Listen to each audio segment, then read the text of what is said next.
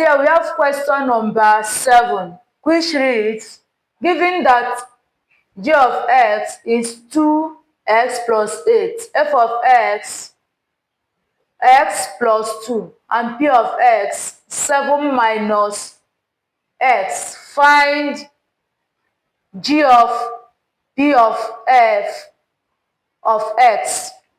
So what this thing means is that we are going to first of all find p of f of x before we can now map it into g.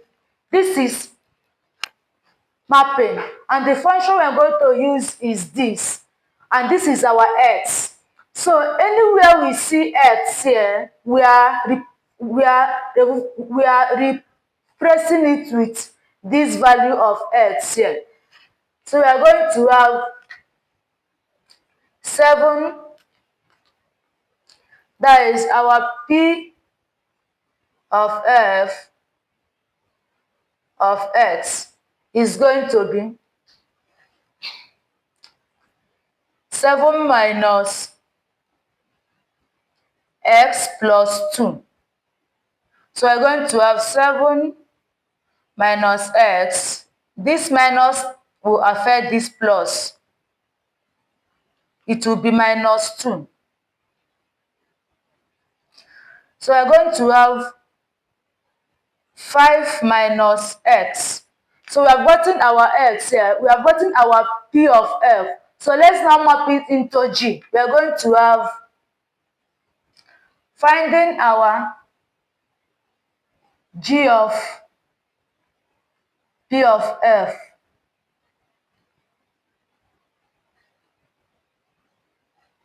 So our g is 2x plus 8. Now, we have gotten our x as 5 minus x. So anywhere we see x here, we are putting 5 minus x here. So we're going to have 2 brackets 5 minus x plus 8. This times this is 10. This times this is minus 2x plus 8.